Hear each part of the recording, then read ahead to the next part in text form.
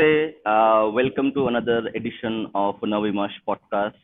So today we have a special podcast in the morning session in Saturday, and we have with us Munshi and Anand. Both are actually almost non-resident Indians, but at the Indians at heart. So thank you for both of you for joining and waking up in the early hours of the morning for Munshi as well. And we have, thank you, Retrowave. So we have our new member who has joined. So we really appreciate your support in having the channel, running the channel, and helping us by becoming members. So now we'll get back to our primary topic. So if you can see from the thumbnail that we have generated, that it talks about the Hindu diaspora and how politics is being is influencing in the Hindu diaspora in general, and how the Hindu diaspora society itself, this diversity, how it's interacting with the general politics of Western nations, so including Canada, US, or maybe Australia or New Zealand in that matter.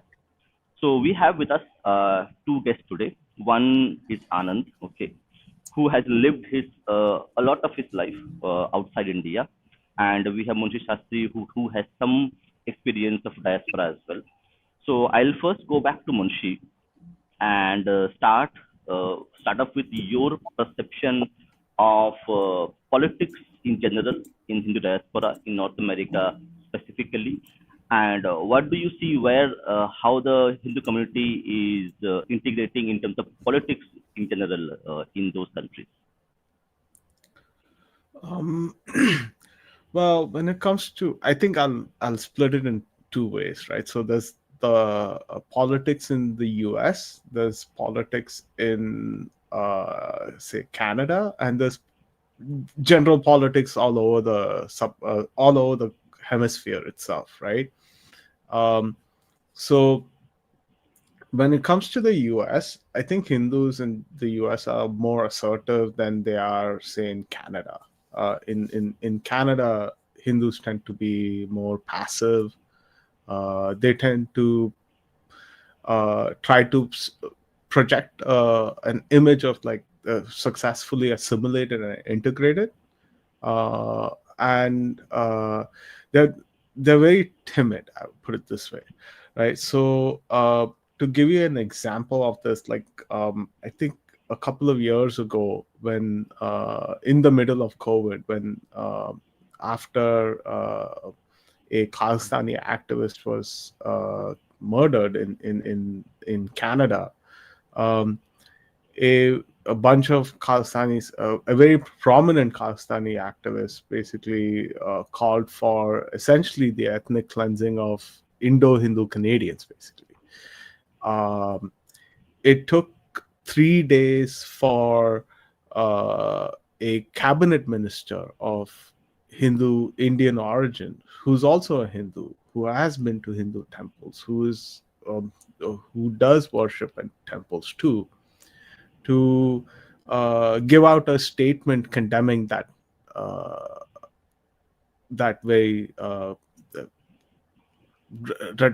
heated political rhetoric, right? So if something similar happened in the US, right, you would expect a American politician to basically be more vocal about these things, right? Even if it might not be all of them, but there's at least a caucus, bipartisan caucus, who's actually vocal about it. But there is a huge absence of that kind of assertiveness in Canada. Now, when it comes to broader the Western Hemisphere as a whole, right? And I'm just talking about North and South America. I'm not talking about Western Europe. I'm including South America as well, because there is a country called Guyana. There is a huge Hindu population also over there. And there is obviously the Caribbean, right? And there's also a huge Hindu population over there. And you also have Mauritius. I mean, Mauritius is in Africa. Africa, yeah, but Indian Ocean region. Like, yeah, right. So it's more in India's neighborhood. So as these places have their distance as well, right? And I think for those communities, like the Hindu diaspora is more like a domestic politician over there. So they have their own internal dynamics and domestic politics, but and they play to those sentiments. So this is the broad picture I can paint about the politics, the Hindu diaspora and the participation in politics. Okay, so now let me actually reframe the question, or maybe another question, actually, which is going to, because we have in the our thumbnail had mentioned as Hindu diaspora. So now my question to both of you, Munshi and Anand, is that is as a political identity, as a cultural identity, do we have an identity called Hindu diaspora in general in the West? Whoever have migrated or recently or after for a few generations ago to those shores across the oceans. I think Anand can go and then Munshi can answer. Okay, namaskar to everyone. I wish you guys it's at the end of Diwali, but it's a good time to still wish good wishes and stuff. See, I can tell you for like the communities I know. Like I cannot speak for the Hindu diaspora in general, but I know like the region, Southeast Asia, and little bit of some of the family members who have migrated abroad. While explicitly the Hindu identity is not used in like when you engage with the public in the country where you go, in the West especially, inherently you feel Hindu, like your existence, your daily life, even your your secular activities tend to have a Hindu tinge to them, right? And that's part of culture. In Southeast Asia, it's a different issue. Southeast Asia, the Hindu identity is a critical part of your being a diaspora as well. So if you compare, like if you ask a random Tamilian in Singapore or Malaysia and ask them, "Are you Hindu?" They will explicitly denote that they are Hindu, right? That concept of like detangling your Indianness and Hinduness is not there. There are a small Okay. minority. There's a small I'll ask you minority of one more question. non-Hindu.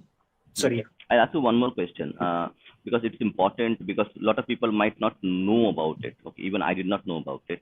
So correct, you are mentioned there is a difference in behavior in terms of North America or Western nations where Hindus go and become a diaspora, and the kind of diaspora we have in Southeast Asia specifically. Okay, let's say Malaysia or Singapore or maybe also Vietnam or some other Cambodia. So there you see that the degree of Hinduness in terms of identification in public, okay, and behavior is more in Southeast Asia compared to Western nations. Okay, is there a sociological or what have you observed this this phenomena? Is there something reason which is it happens, why this behavior happens? I think it's easier to so I can't say exactly why it happens, but you're identifying as Hindu doesn't conflict with your daily activities in Southeast Asia. Like you can literally be like, imagine if you want to wear you want to tripund and you want to wear dhoti and go to office, there would not be any reaction like express, oh, what are you wearing? You don't look like a East Asian. That attitude will not come. Like you will not get that feeling when you go, right? So it doesn't. So, for example, I have a lot of Burmese friends, right, who moved to Singapore, for example, and they will openly wear their sarong, the Burmese sarong, and they'll walk around freely. And now Singaporean will think, oh, you're invader, you are not part of the Singapore culture. Like that attitude will not be there, right? People inherently, so pluralism is inherently valued in Southeast Asia. No matter what maybe some racist incidents here and there, but generally pluralism is extremely valued. Same thing with cuisine, right? So inherently, while there may be some comments here and there about coconut oil and stuff, but generally the cuisine in your daily life is not seen as contrary to the general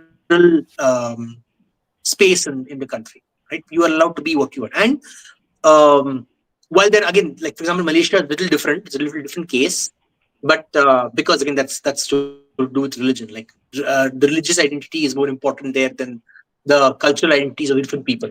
So that's one problem. But more significantly, I think people who travel to the West already prepare themselves. Like it is a pre-preparation of I will hide my Hindu identity only within the spaces where there are Hindu. Right? It will not be advertised on a regular basis when I'm going outside the Hindu space.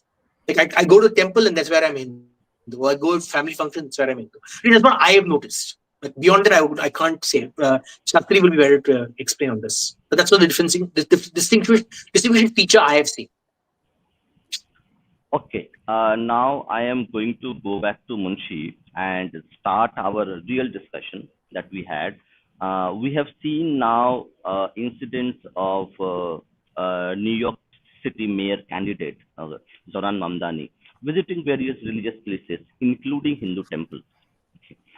And the question is, we have seen his quotes, which are not very favorable to Indian politicians or maybe Hindus in general. Okay, and we see him go to a temple and do his campaigning. So my question is, do you think the Hindu cultural identity, which the diaspora actually preserves, okay, and celebrates, and Hindu political identity, do we have Hindu political identity in the Western countries, including Australia, Canada, or USA? Is that something which is there, or it is just cultural identity which is prevailing, and there is no political identity in terms of Hindus as a voter base? That's changing, right? I think there was a point in Oh, time. what do you mean by changing? Because you need to qualify. Okay, let me qualify that first, right? So, at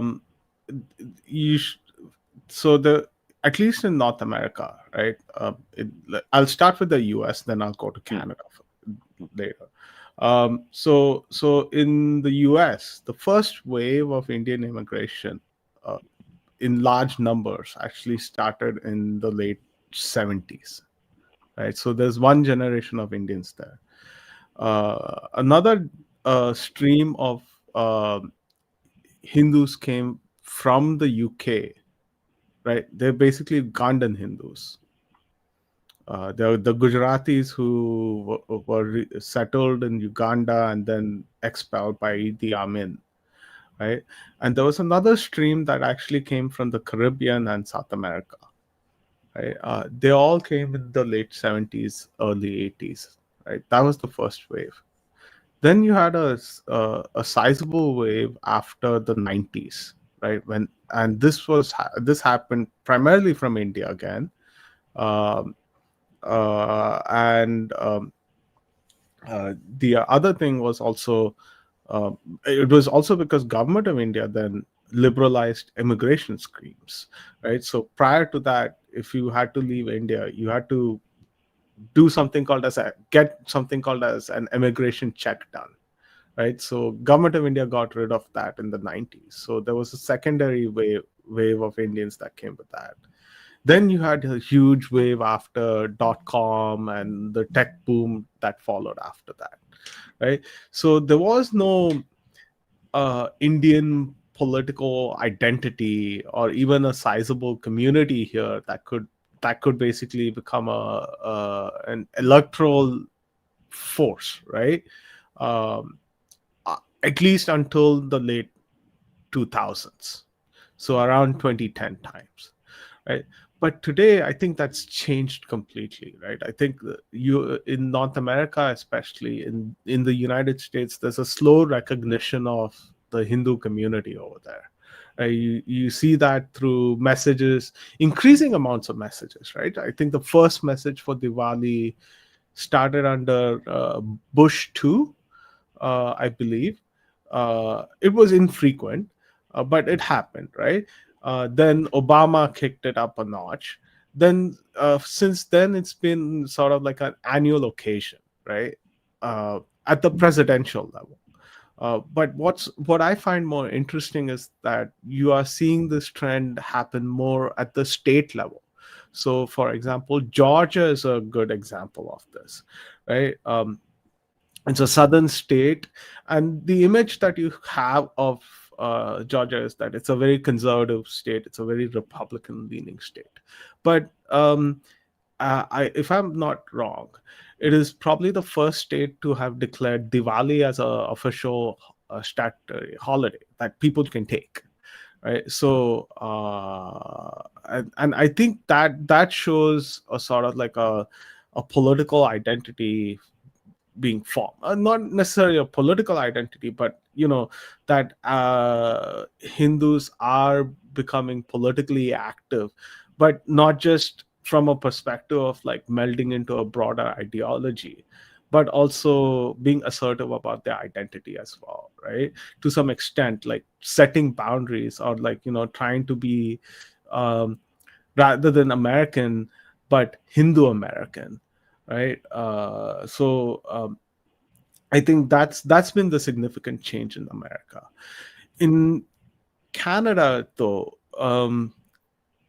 we are still very assimilative. I think there is still an hesitation to basically assert your Hindu identity, even though um, uh, without even asserting, like we are still targets of racism, racist attacks, and vandalism of our places of worship, and often like the interesting thing is that Indian issues also gets conflated with Hindu issues, because the largest Hindu population is in India, right? So we get a little bit of both for that, and that doesn't happen in the U.S. surprisingly. So yeah, that's been the big change in North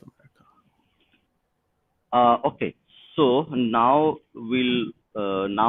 I tied my next question to your last comment that Indian issues are conflated with Hindu issues in general. Okay, especially in Canada, not in USA. Now, we have seen Zohran Mamdani go to a temple, okay, and we know his statements that he has made, okay, regarding Hindus and Indians in general. Okay, so that I answer. Is there a political awakening, a political, I would say, political awakening in Hindus in general to actually assert their Hindu identity as a primary identity in terms of politics that is happening in that area? Okay, it can be New York, it can be Canada, everywhere else. Because in general, we have seen the Abrahamic faiths are aligned with political identities and political activities happen. Okay, in the name of the Abrahamic faith, we have never seen in West specifically they are coalescing as a political unit in the name of their identity called Hindus. So what do you see in terms of Mamdani visiting a temple and at the same time he is abusing Hindus, making Hindu-phobic comments and anti-India and Indian comments? So where do we stand? This is a question to both of you, to Anand and Munshi. So Munshi, you go first.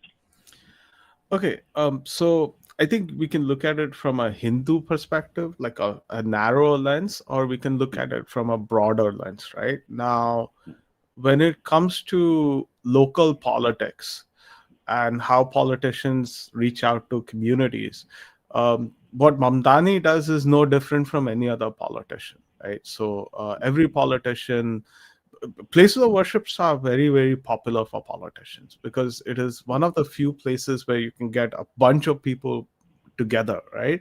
And you can easily capture their attention, which is a very difficult thing to do in the West. So from that perspective, it's not surprising that Mamdani went to a Hindu temple and did his political campaigning there and came back, right? With regards to his Hindu-phobic comments as well, right?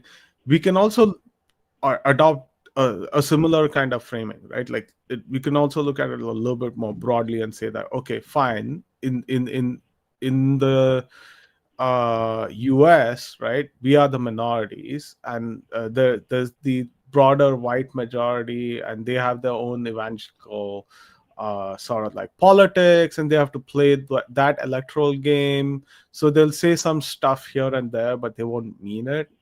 And we can adopt that lens, right?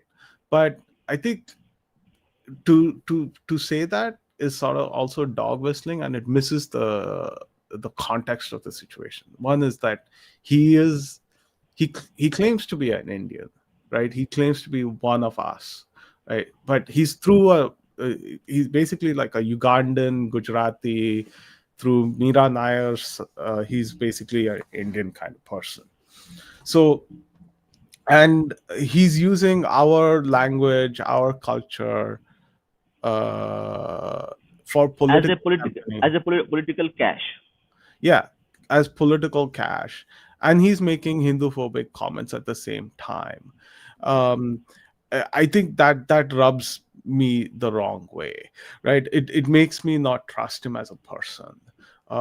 It kind of says that there is something more to him than just his, like, Indianness, right? His reference. I will interject because this is an important thing. So you said it rubs you in the wrong way. Okay, that understood.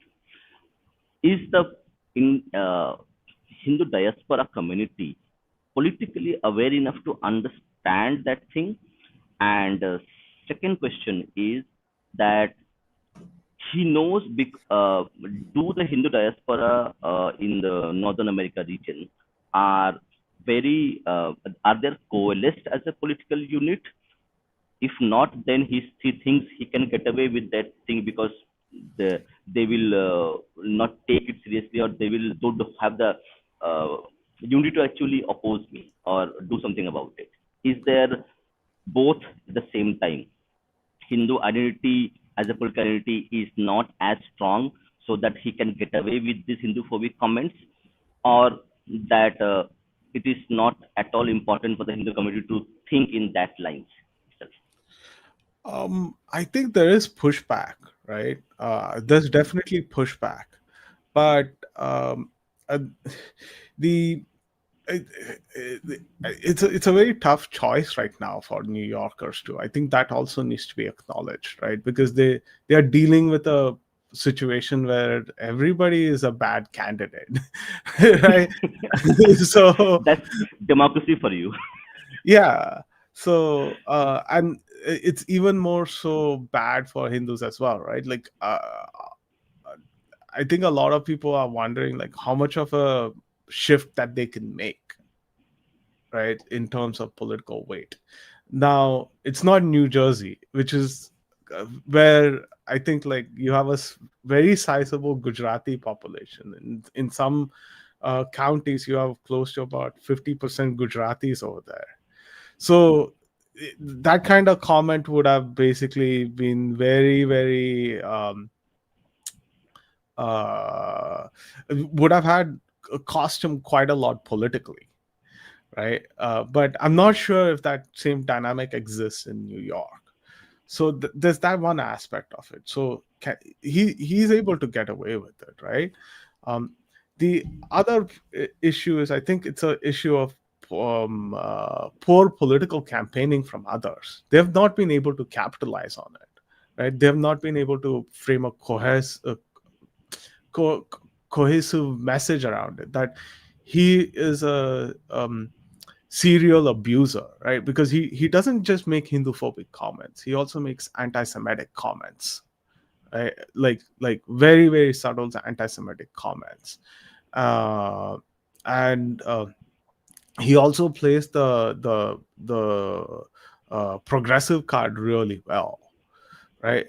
Which is why he makes references to Modi, because he's basically like, it riles up like progressives, like Indian progressives in Indian American progressives in the US, right? Like they so he has to keep that crowd in his attention, right?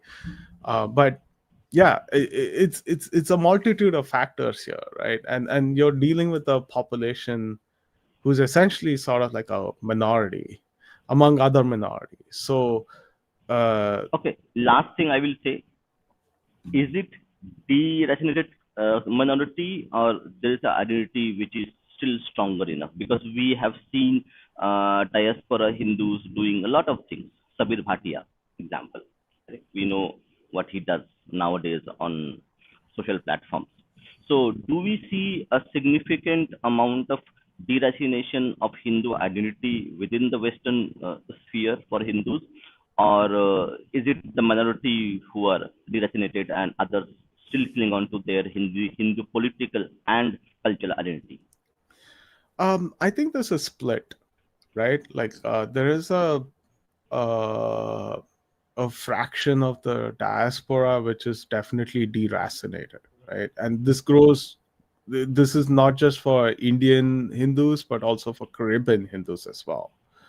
Um, uh, but there's also I would suspect a larger faction that is actually not that deracinated, but is trying to form their own sort of Hindu culture in America, right? So, for example, a lot of my friends, right, they're Gujarati, and they um, they speak Gujarati at home, right? But they go to Bharatnatyam class, right?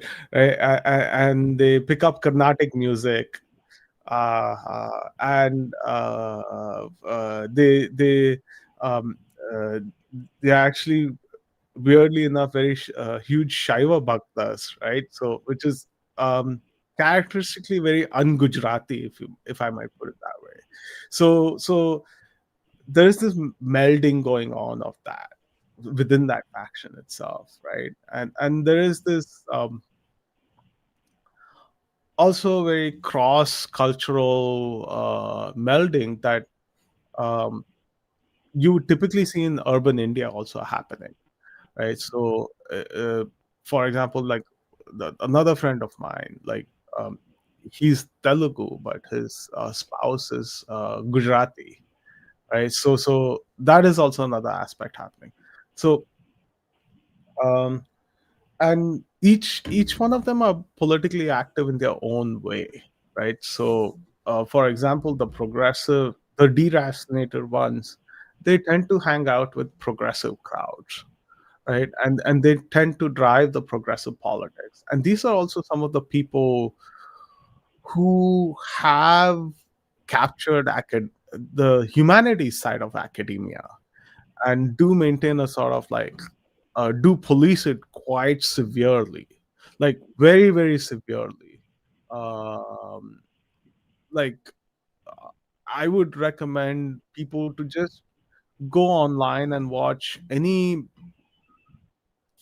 Janki Bakle lecture, and you can sense the vitriol from the more deracinated crowd, right? Like you can absolutely sense the vitriol, like the anger that they have. It's almost anti-Semitic in its form and structure, right? But directed towards like anything India or Hindu. Okay, understood. Now I'm going to go back to Anand. Okay, to actually take his perspective on his experience in Southeast Asia in general. Okay, and also he has some people also living in US as well. So, in terms of political identity and cultural identity, in Southeast Asia, do you think? I think we can agree upon that. Okay, in terms of Southeast Asian Hindus living there, there is not such deracination. There would be few, but not much. They are proud Hindus in general in Southeast Asia. So, in terms of political identity as a like a voting base, where do we stand? Where we see the political identity as being asserted by the Hindus to engage with the politics and politicians in general in Southeast Asian region. See, before I move to Southeast Asia, would it be possible if I just talk Yeah, about yeah, go ahead. Yeah, go ahead, go ahead, go ahead. So Go ahead. I was looking at the notes. I was making some notes. So let's Mhm. first of all, let me look from a different perspective. Okay, I think it's a more complex issue because Indians tend to mold to the political, how to say, landscape of the country they live in. Okay, we don't tend to. Sorry. Zeitgeist. Yes, that's correct. Like zeitgeist.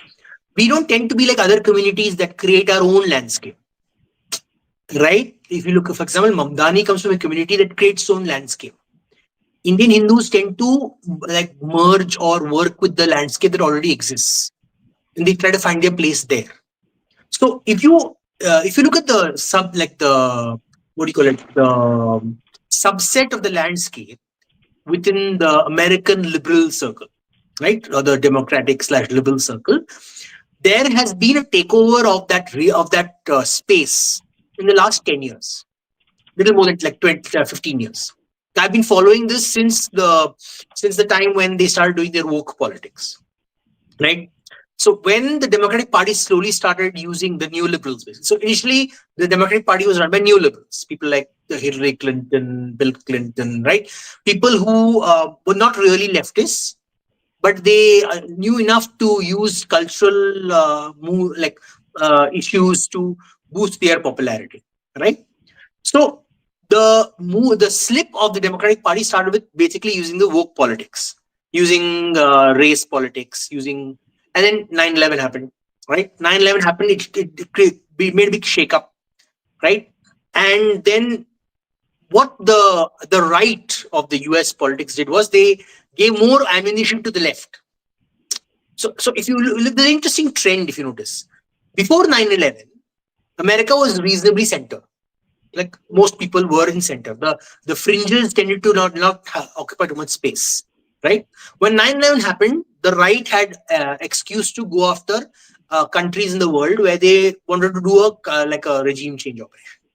So, but when they did it in the most typical imperialistic manner, which gave the left the argument to say, see, you're victimizing these people.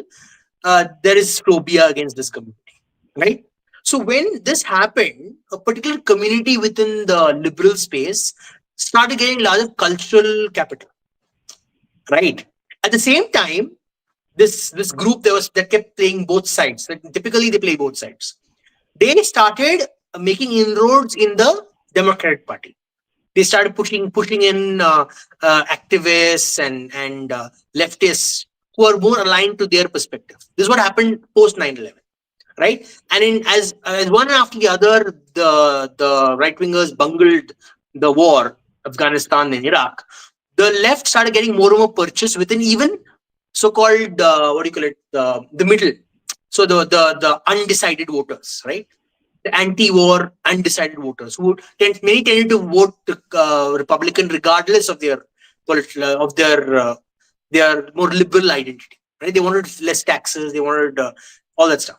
So the left started getting more purchase among them. Then you transition to the period of populist politics started by Bernie Sanders. And that is where the Democratic Socialists of America come in. And this is a key point you must understand. This is a particular organization that many right-wing watchers in India do not observe. Like people in the Indian right-wing do not observe this group at all. They ignore them. This categorizes everyone as left liberal. And this is the mistake we make. We make the significant mistake in Indian discussion, especially among the dharmic groups, that we do not distinguish between the so-called neoliberal, the liberal, and the democratic socialists.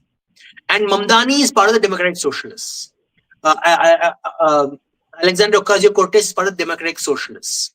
What's her name? Pramila Jayapal is part of the democratic socialist wing. The Ro Khanna played with the democratic socialists for a while. Right? If you observe, a lot of the anti-Hindu rhetoric comes from this group. And just as Bernie Sanders was coming up, remember what his plank was. His plank was not anti-caste, anti-Hindu, like Kashmir issue. He didn't care about that initially, right? He cared about, like, same as Mamdani. What is Mamdani doing? Same thing. He's saying, oh, I'll reduce the wages, I'll give free healthcare. They always enter with that perspective because populism works very well regardless of which country you live in. Whether you're the US, whether you're India, populism works very well, especially when people are struggling with high taxes and or high low wage growth, high cost of supplies, inflation. Exactly. So what happened was these guys came in and they got a lot of the so-called liberal, neoliberal vote for a while, right? At the same time, using this plan, they start pushing a lot of their activists. And many of their activists are not pro-liberal concepts. They're leftist, essentially leftist, right? A democratic socialist will tell you the democratic socialist plank is to transition to leftism, pure like towards a more. It's not social democracy. Again, this mistake we make. Social democracy is equal to democratic socialist. No, it's completely two different things. Social democracy is a right-wing concept. Democratic socialist is a communist concept. Like it basically comes from that stream of thought. So what is happening fundamentally is the Hindu community, who are traditionally part of the liberal fold or the neoliberal fold, the ones who are more into capitalism stuff, they are realizing they have limited space in places like New York City, because or the New York region, because their options are between a corrupt mayor, a corrupt congressman, like what's the guy's name? For his name, the brother of that TV anchor, Como. Cuomo. Yes, you have a choice between that kind of corruption, and you have a choice between someone who gives free shit, right? So the free shit person always gets more votes, and for your survival, for your local survival, you have to go with the so-called better sounding argument, because you're a minority. Like Shastri said very clearly, you're a minority within a minority, right? And you have not built your you go with the zeitgeist of the local region. So that's what they are doing right now. They tried, and one another problem is, so in a minute, if you have an option, if you take, okay, I have two options. One is to go with this side or go with the right wing or the Republican side. What do you get? You get people like this far right racists making comments on social media, right? Or you gave your vote to the so-called right candidate Trump, but after the election, for example, before the election, what did Trump say? He will basically all people who are immigrants to the US and they work, study in a college, they work, they'll be given a green card. Like he ran on that plank, right? They realize after elections, the other side, the extreme pulls this candidate towards that. So then you're like stuck without, you're basically orphaned as such. So they've limited options, right? That's what I see. Even more importantly, unlike India, we don't have what's the word? The community at large, the majority community at large, do not understand what Hindus are. They think they just like they're a cultural group, they are a pseudo-religious group, and then the concept of caste, cows, and curry. That basically that's the three things that most Westerners know, right?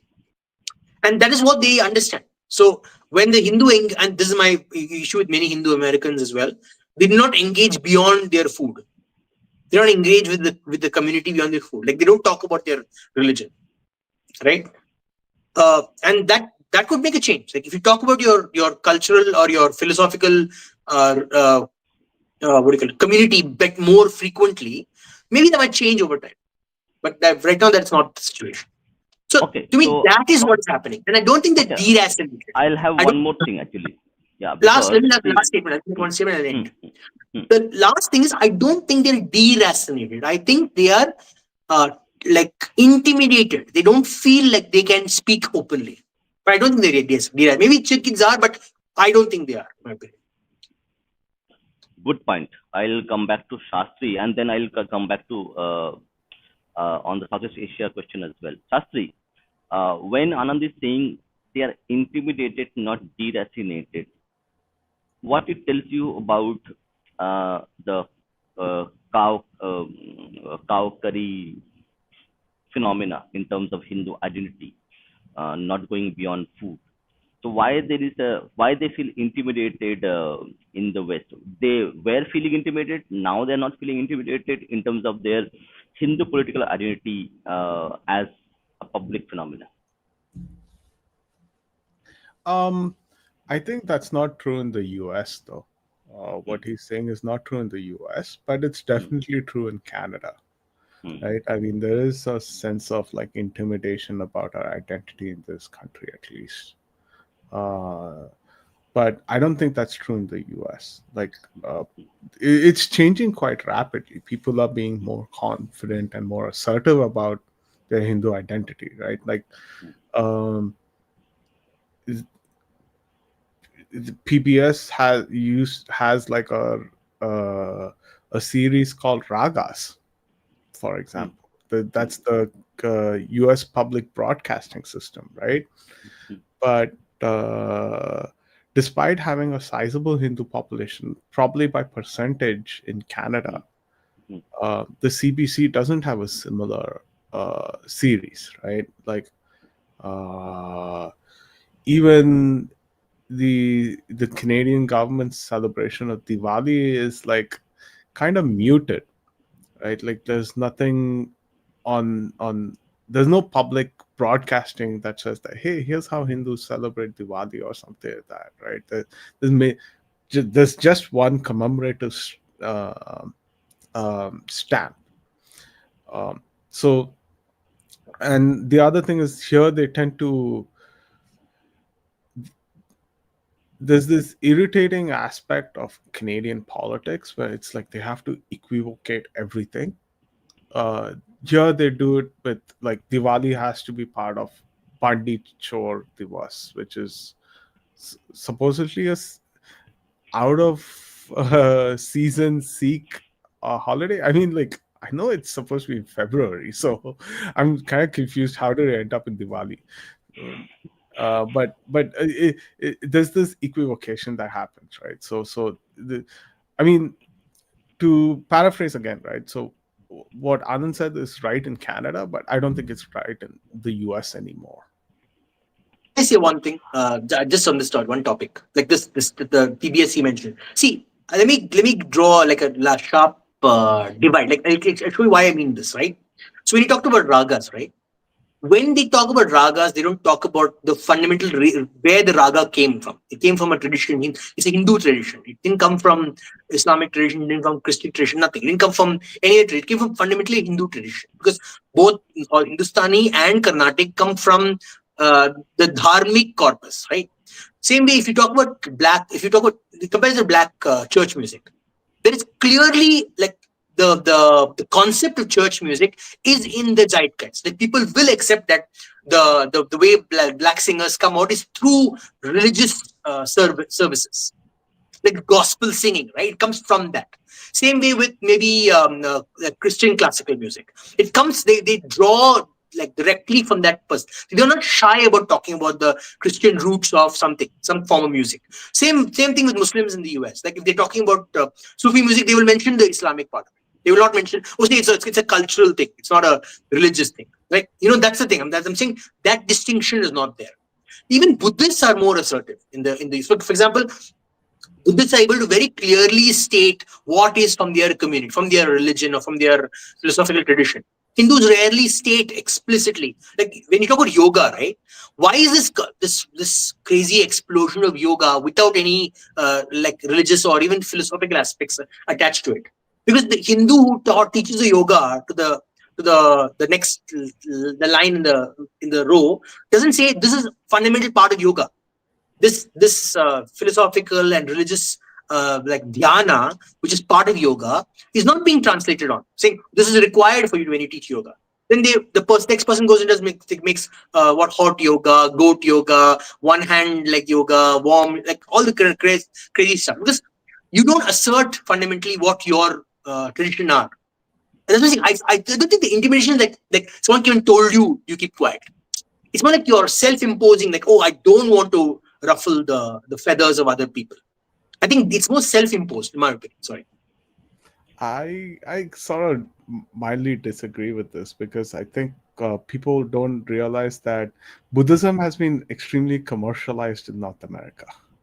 Right, so I can make the similar argument with Buddhism as well, right? So I think the yoga and its commercialization, I see it the same way as Buddha and Buddhism. Like if you go to any spiritual store anywhere in the US, you'll always find a Buddha statue, right? It is. I just think this is just natural commercialization. No, I accept that. I'm not disagreeing. I'm saying I just use an example to show that basically the other forms of music, right? They are not the religious aspects are not removed. they kept there. I don't think it's removed in case of in PBS's ragas either, right? Okay. Like whenever I was I've watching. I don't know. I mean, which episode you were watching? I'm not that sure, but like whenever there's Carnatic music, right? There's always a reference to the Hindu aspect of it. I don't think I've seen any deviations away from it. Hindustani, sure, there's some confusion there, but Carnatic, there's always the mention of Hindus. I agree with Abhay. Okay, so I think it's a good, interesting conversation we are having. So, in terms You of want to know about the Southeast Asia? Yeah. You So want to go know ahead. about So Southeast Asia? yeah. So my question was, and let me rephrase the question because people might have forgotten. I have asked 10 minutes ago. So in Southeast Asia, the Hindu identity as a cultural identity is accepted, and they don't feel shy about being Hindu in public in general. But do we see that translated into a political identity as Hindus? Or do they have enough population or enough vote bank to actually influence it so that they can politically say, I'm a political Hindu? No, they definitely are able to say. So, for example, you look at Hindu communities in Singapore, Malaysia, and even Thailand. There are Hindu communities in Thailand. So, and the significant benefit is that the majority population are Mahayana Buddhists. Thailand and in Singapore, and in even in Malaysia to a certain extent, a lot of the Chinese people are Mahayana Buddhists. It benefits a lot because I have found Mahayana Buddhists tend to be the most syncretic with Hindu culture. Like for them, it's not an issue that Hindus aggressively practice their festivals. They love participating in the festival. So there is this. I can't remember this. There's one discussion about the way Buddhists describe their own religion in Southeast Asia. The way they describe it is almost like Advaita Vedanta. Like they will not talk in the way like the Buddha. Like if you look at Gautama Buddha, the way he described Nirvana is not the way Southeast Asian Buddhists will talk about his religion. He will talk more in terms of like a way Hindu Advaitin will talk about his religion. Right? Which is very unique. Like I when I first got there and I started listening to the way they talk about their tradition and stuff, it is very distinct. Like I've never experienced this thing. And every Southeast Asian Buddhist wants to travel to India and see Hindu temples and Buddhist temples.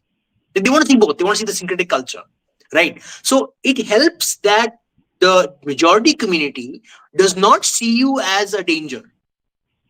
They see you as one part of the whole, just the distinct part of the whole, right? So, for example, in Thailand, if I'm not wrong, they will regularly have Hindu festivals, and lots of Buddhists will participate with no feeling of this is blasphemous and we will be excommunicated from our Buddhist group and all that. That is not there, right? Same thing, and even I think even Christians in Southeast Asia tend to be a little bit more open-minded. I think because it's more because of the Asian tradition. The Asians tend to be a little bit more how to say, accommodating of diversity, right? It was not for accommodating in terms of once they decide, like in Japan, what happened when Buddhism went to Japan? The Buddhist monks started killing the Shinto worshippers. Like that, unfortunately, happens. You can't do anything about that. But for now, that is much like, and politically, you have the ability to talk about your religion as well, and you are not. That's not prevented. As long as you're not spreading hate about other communities, then you're fine. So I think we all want. Yeah, but I think we have seen a couple of things happening in Malaysia regarding conversions happening. So is Malaysia a kind of a like outlier in terms of the general perception, or it's a one-off incident which happened? So what do you Malaysia think? is a little more complex case. You have to first understand the way they have structured the laws. First, before you talk about Malaysia, you talk about the concept of Bhumiputra. Again, ironically, it's a Sanskrit word, but the local Malay Muslim basically has created a concept where the Malay Muslim is a primary what do you call it? He's the majority, and he reserves primary rights to all services and priorities first. So, for example, if you have a business, 51% has to be owned by a Malay Muslim, no matter what happens, what you're doing, right? First one. That's second thing. They have religious rules, like all religions must accept monotheism, similar to what happens in Indonesia, right? You have to accept one God. So automatically, Anikantwad is very difficult there. You have to literally say, or you have to say, oh, only one God exists. You just call it a different name, I call it a different name. That's all. That you have to say that, assert that explicitly. Third is they have some ridiculous rules of property. Like, for example, if I'm not wrong, there's a rule where any other religious place cannot be less than 10-12 kilometers from a mosque. So any mosque, and there's a ring around it, you cannot have any other religious place of worship. So what happens is your space gets squeezed. If you add more mosques, your location gets squeezed, right? So what happens? And one more thing is that Malays cannot be non-Muslim. Like if you're a Malay and you're not a Muslim, there are some government rules that prevent it. So they can't even convert out of being Muslim. So there are a lot of Malays who don't secretly are non-believers. They don't practice, right? But they won't tell anyone because they can't be non-Muslim. But the good thing about Malaysia is it is because it's so diverse, right? It's got a large number of Chinese, large number of Indians. So, and even among the Malay population, there are different groups of Malays who are like a little bit more traditional, a little bit more progressive. So, like most groups of people. They're quite open-minded in places like Kuala Lumpur. Like if you go to KL, there's a lot of syncretic behavior. Like a lot of Muslims will go to Hindu festivals, and there's no problem. That issue will not be there. But if you go to more rural parts of Malaysia, like Terengganu or Kalimantan, right, you may have some issues. Like the mullahs may try to do some nonsense in that region to a non-Muslim, right? But that's more because of the local politics. Right, like imagine Bengal. Some parts are very Hindu, some parts are very more Islamicized. Then that place is a little bit less open to Hindus. So that's what Malaysia's situation is, right? And another problem is they are a constitutional monarchy. They're not a democracy. See, a lot of people don't understand. Malaysia is a constitutional monarchy, similar to the UK. Means the state religion is Islam. The state religion is Islam because the king's religion is Islam. The irony is, if the king tomorrow converts to some other religion, the state becomes that religion. That's what the constitutional monarchy means, fundamentally. Same with Thailand. Thailand also is a constitutional monarchy, right? So this is the fallacy that we don't understand. Southeast Asia is a little bit more complex. You have to read each local law the way, and of course there is some oppression, there is some forced conversion, and there is forced traditionalization of Muslim women as well. So, but regions like KL, like central Malaysia, southern Malaysia, close to Singapore, Johor Bahru, they're a little bit more liberal, more open-minded. It's not, and north in Langkawi, that area. Yeah, Penang. Yeah. I've always heard that there's a distinction between Malay politics and Indonesian politics, and Indonesian politics is like virtue signaling Islam, but it's like very, very chill otherwise, right? Like they don't even like care about Islam in Indonesia. How do you describe the differences? So so basically I did research on the way Indonesian religious scholars. So Indonesia was populated by Sufis, not by Sunnis. So the Sufism came to Indonesia, initially. That's how Indonesia became Muslim. Arab traders who brought Sufism. And if you look at their main religious head body, they're very pluralistic type Muslims. But you cannot say that there was a certain amount of Salafization that happened in the 90s. Like when I was in Singapore, 90s and 2000s, right? There was a certain amount of Salafization that happened in Java. A little bit to a certain amount in Sumatra, but mostly in Java. And that is why you had this, I forgot the name of that, in the province of Aceh. Aceh. Banda Aceh, right? There was significant religious persecution of even like non-strictly practicing Muslims were being targeted by Salafi Muslims. So they were oppressing their own people because they were not practicing explicit Salafi type of Islam. Like they were doing canings, all kind of ridiculous things they were doing, right? And this fundamentally was because of the export of Salafi missionaries or mullahs to Malaysia, to Indonesia. This was happening all over India. Like even if you look at India, right? If you look even 20 years ago, 20 years ago, before I left India, I don't remember Muslims being so radicalized, so like conservative. Like I remember lots of Muslims used to travel around in sari. But I remember that time. There's this, they'll be the same hungar thing they will do, and they'll be dressed in sari most of the time. Suddenly, I came back and finding everyone wearing a burqa, like wearing a full niqab and everything. Yeah, the only difference between a Hindu woman and a Muslim woman was the bindi, basically. I remember Muslim women used to wear bindi also in Bangalore, in this region, this area, right? In South India, it used to be very common. Like they didn't have a problem. They won't wear sindoor, but they'll wear bindi. Yeah, sindoor. In Maharashtra, they wouldn't do either. So I'm saying that's what's significant. The fundamental reason why most of Southeast Asia and even India got so radicalized is because of Salafi exports and local traditions that benefit from this. So the Deobandis and the Ahle Hadiths, all they benefit from this export. Like they got a lot of money, they got flushed with cash, and this is what happened. So once Saudi Arabia cut all that money off, you see the weakness. The weakness has started. Like even Indonesia is starting to revert slowly. It's become more peaceful and stuff. So fundamentally, it came from Salafization, my opinion. Anand, so do we still have Sharia law in Aceh, or I think it's still there? Correct, Sharia law in Aceh. It's been some time since I've checked, so I don't really know.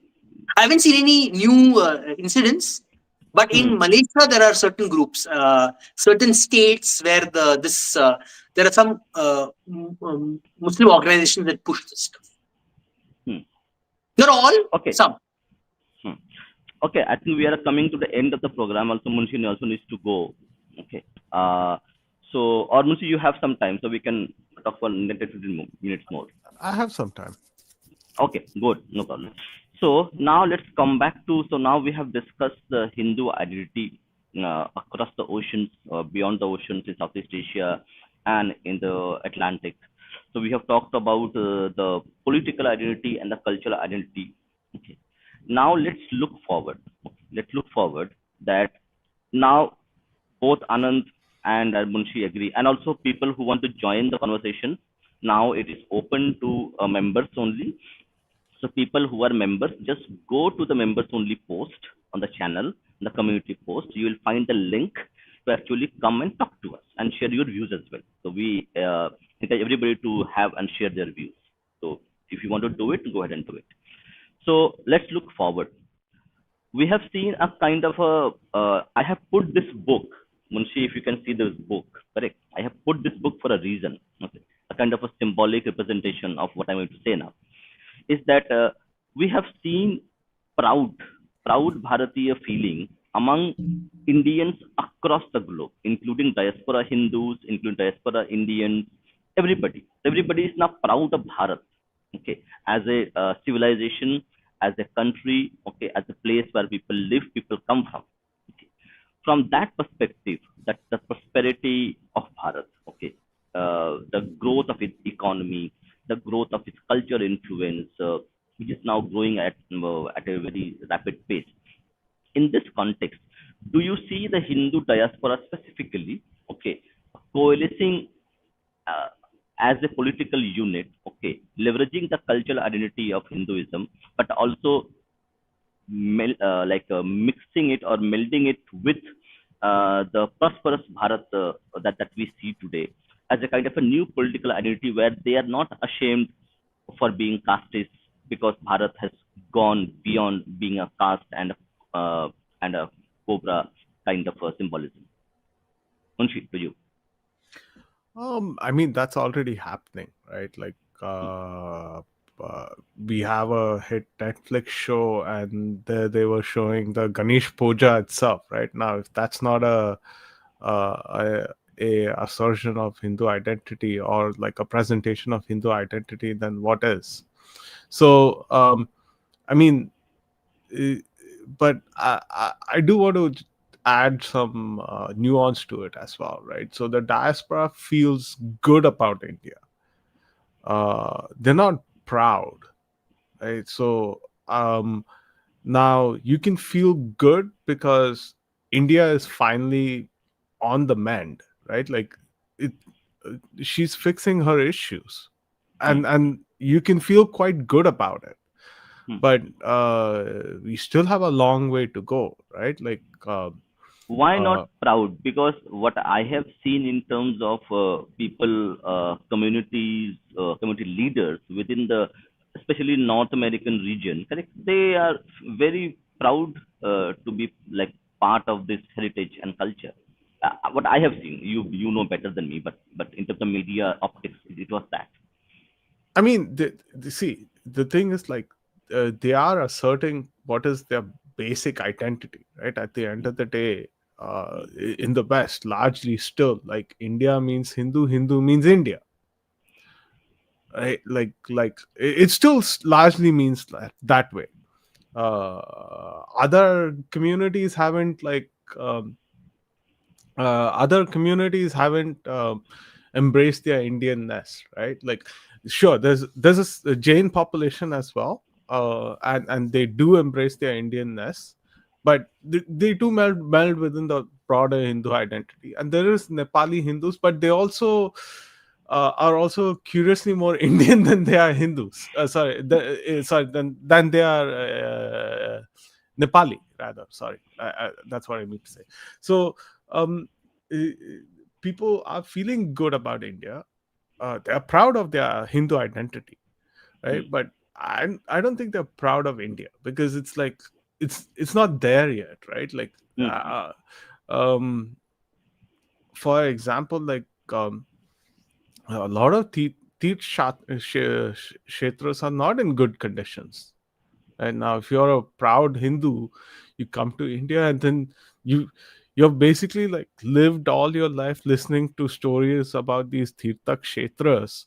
You come to India, you feel a whole sense of disappointment.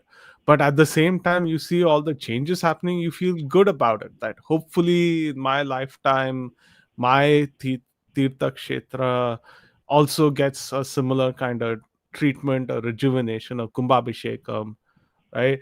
Or that my yatra is also is as good as say going to Ayodhya might be today, right? So I mean, or Tirupati Balaji, or say even Shirdi Sai Baba, for example, right? There are lots of people who hate him, but I'll just put his name out there too. But um, I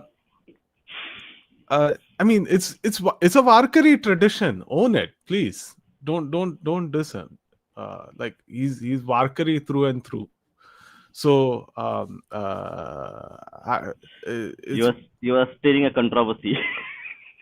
deliberately, but yeah, it's like I think that distinction needs to be understood very well, right? And um, India has to keep that momentum up, right? You're doing a good job of cleaning up the Yamuna and also the Godavari and all other rivers, but you have to sustain that over the long term before the Hindu diaspora starts being proud about India as well.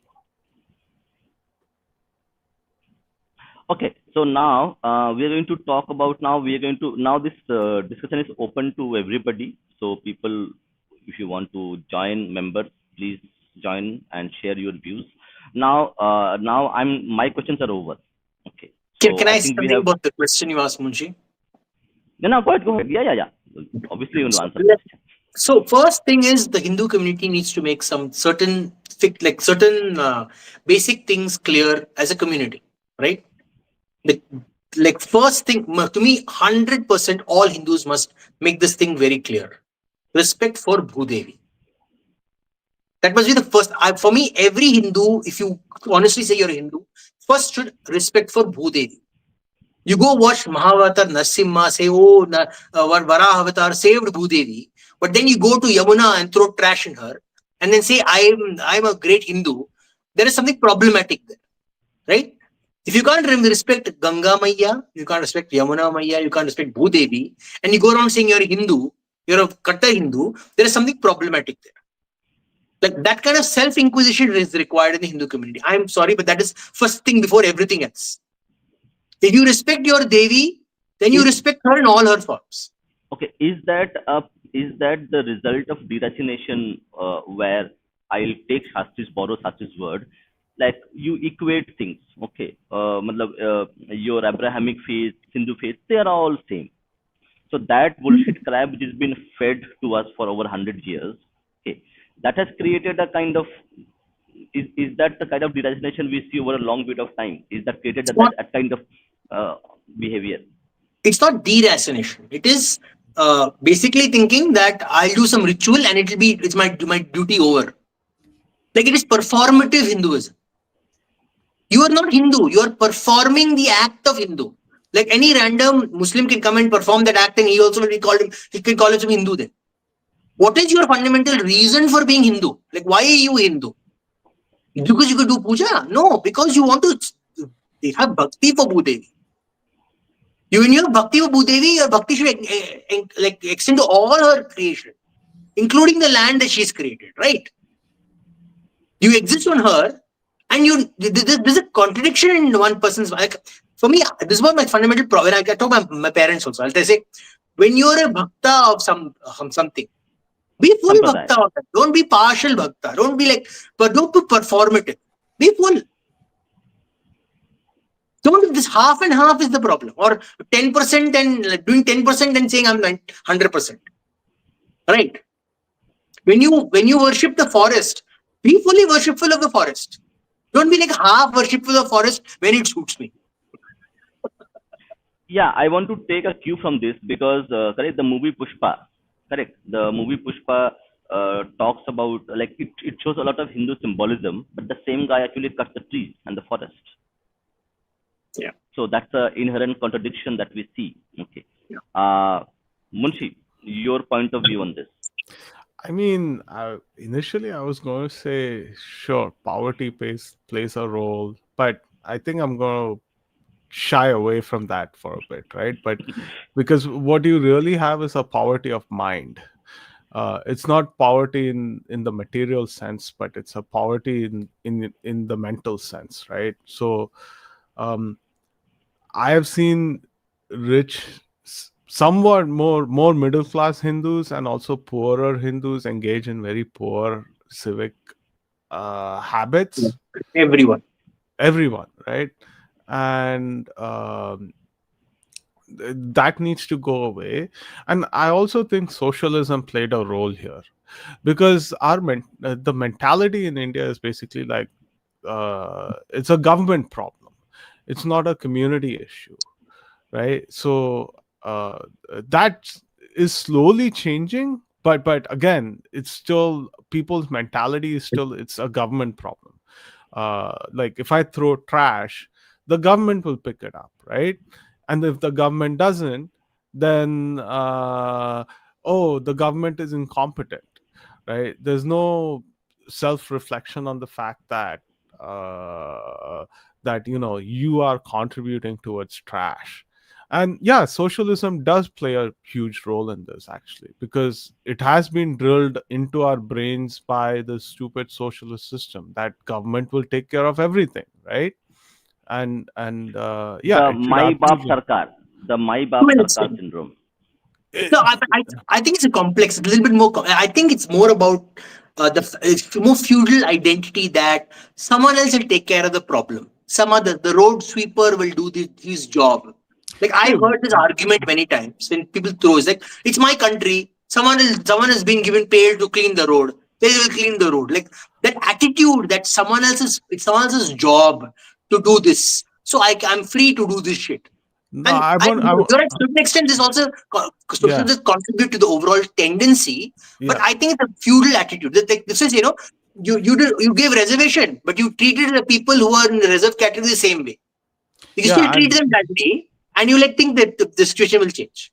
And I want to push back on Nicholas. Socialism is largely the issue here because it has been the force multiplier of all problems in India, right? You take one problem in India and you add socialism to it, it makes it 10 times worse, right?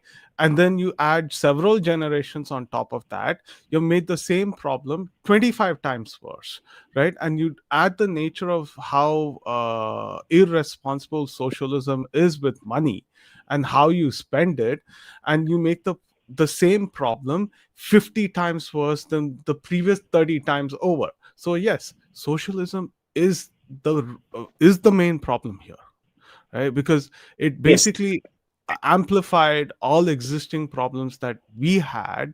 It also amplified poverty and extended our suffering, right? Like let me tell you one thing, right?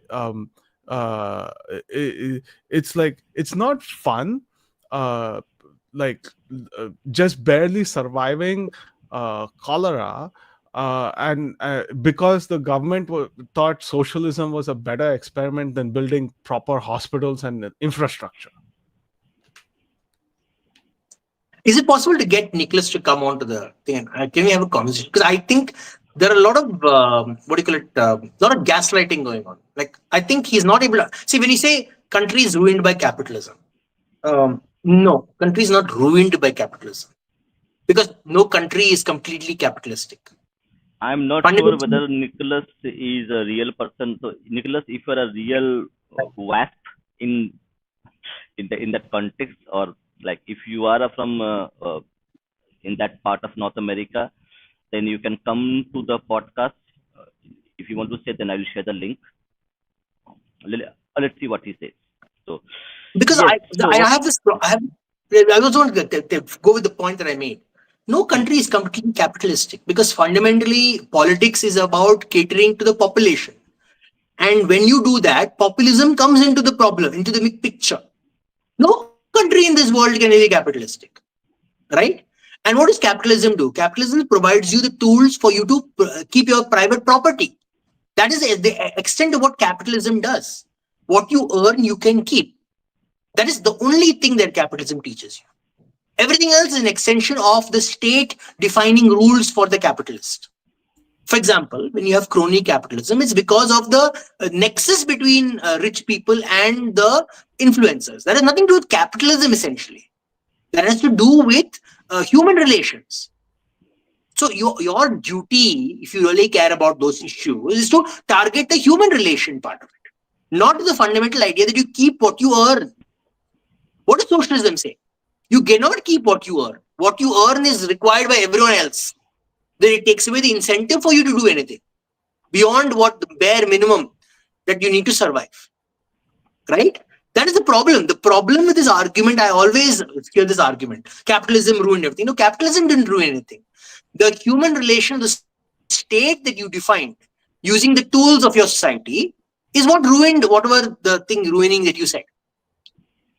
Your job is to target that issue, not target the capitalistic part of it. You don't Yeah, do that bit.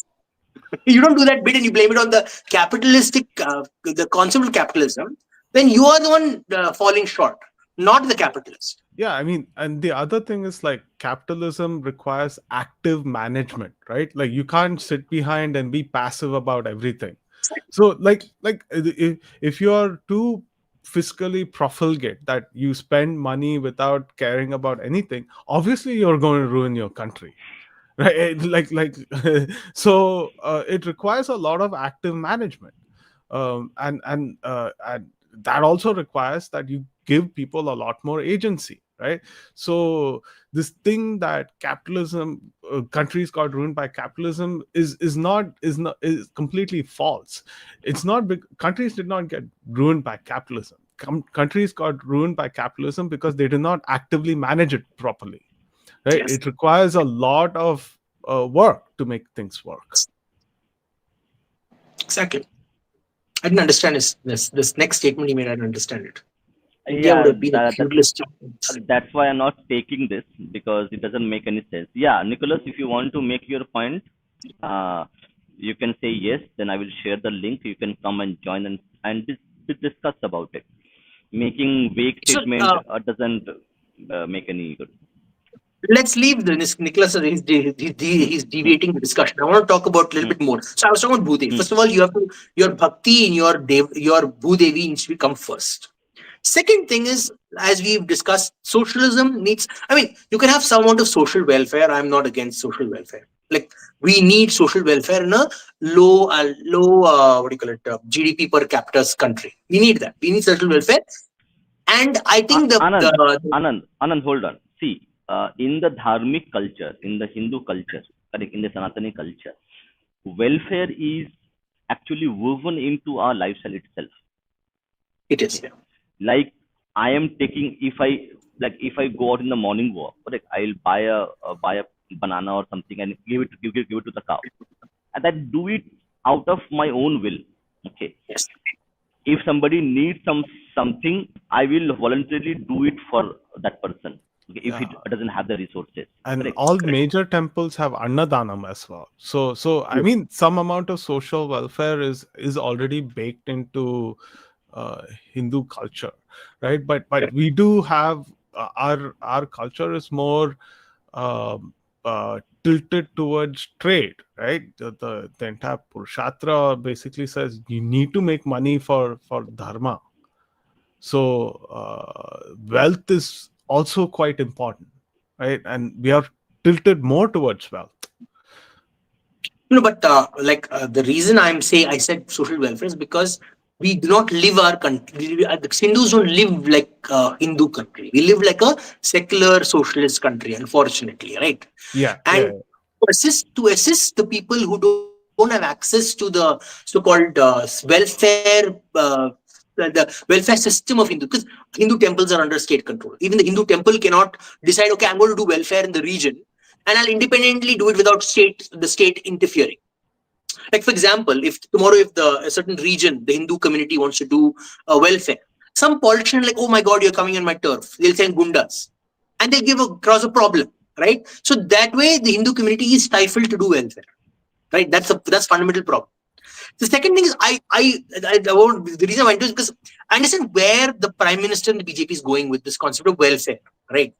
They realize that for long-term capitalistic survival of India, but for capitalism to grow, the base, the so-called consumer base of India needs to rise up. Like, for example, the poor people need to be able to afford more on a daily basis. And when they can afford more on a daily basis, the local economy, like, even poor people live among communities, they live in their communities, right? They need economic activity within them, between them. So these people must provide goods that the other person can use. And unless you raise the income per capita of those people, like providing food, like if you don't want to worry about food, you can think about making new things. You can think about additional economic activity. So there, I understand the impulse to start welfare right now.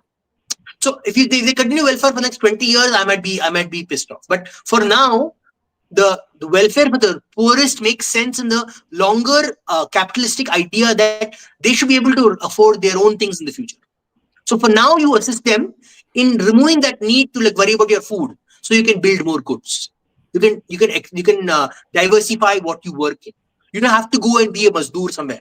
Maybe tomorrow you can create a good that someone else in your village could use, right? Because your mind is open to new opportunities, because you don't have to worry about your next food coming from where it's coming from. So I understand where this concept is coming from, right? That's required for the next 10 years, maybe. Yeah, or you or you use the savings on education, which is what most women do. Exactly. So it's savings education for your next generation. Yeah. But the problem with me is giving free money to people, because see that's where the problem comes. When you give free money without any goals for the population, then there's a problem. Because I just give you $10,000. That doesn't work. Attach it to something of like maybe $10,000 when you get a job. When you pick up a job, I will add $10,000 to you for getting that job, for putting the effort into getting that job. I'll give you another $10,000 if you stick to that job for a year. Right? So it encourages people to continue working. So then and when they take the 10,000 jobs, they'll buy something else. That will help with someone else's job. Like someone else will buy, their goods will be purchased. So that is what is required. I don't like this freebie culture. That's dangerous for the society. Anand, have you looked at what Maharashtra is doing with Ladli Behna? Not explicitly, but please do inform me. Oh yeah, so they've basically tied. They've launched. They have this matching program that goes with it. So if you spend the $1,000 that they give you on education, then the government tops up your education bit from its own coffers as well, to a certain amount. So I apologize. I was looking at Nicholas's comment as well. My bad. Don't look at the like, I was like, why is that a bad thing? Like, no, I was eye rolling into his comment. Like I was. Yeah, repeat it. So women get 1,000 rupees, right? And the interesting thing is Maharashtra government is very selective about who gets it. So it's not all women universally. So it's not a universal program, which is a good thing, right? The second thing is they've split it up into several components. So you don't get a whole $1,000 completely, right? You get 500, and if you spend that 500 on education, then you get another 500 top up on top. Yeah, which is a smarter way of doing these kinds of freebie stuff. Completely agree. That's exactly what I was saying. You put goals for people. You put goals for every. So it's the community that you want to help. You put goals for them, because what happens is even people with a little bit more money, we rarely know where to put money to improve our lot in life. This is the problem. We assume that people with money know what to do with it, right? Like another thing is like this concept of why can't individuals invest in government ventures? Like maybe the government can put out a thing saying this is what we are planning to provide research grants to. Do the citizens of India want to contribute? Like it won't be a tax, but it'll be voluntary. Like I want to contribute and I want to get some benefit out of it in the future. Like it encourages citizen to be an active participant in the growth of the country. Like I've not Government thought doesn't want accountability. Sorry? That happens, government will have to accountable, and they don't want to do that. No. I think it's a little bit more complex than what you do think it is. There's a lot of RBI regulation that the government needs to figure out. It's not as easy as it seems. Like these are very, very complex financial transactions, right? So you need the right kind of legislation. So legislation and regulation. Are they complex because complex? Are they complex because you don't want public to come? No. It's mainly tax and how do you look at the investment.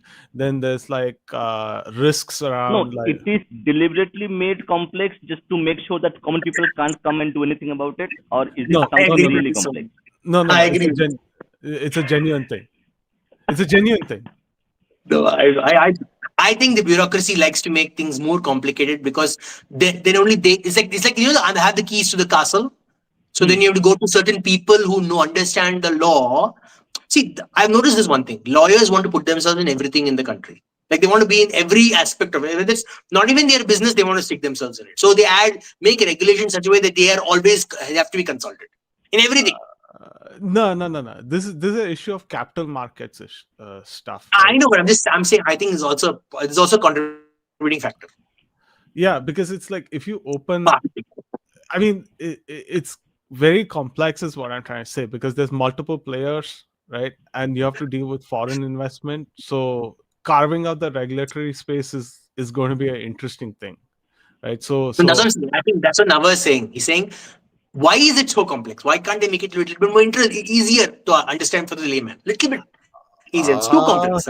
I mean, see, governments have to play this game of what kind of activities they want to allow and not allow, and who can participate in it and not participate, right?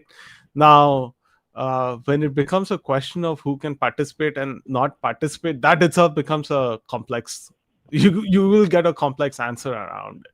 That's the nature of regulations, right?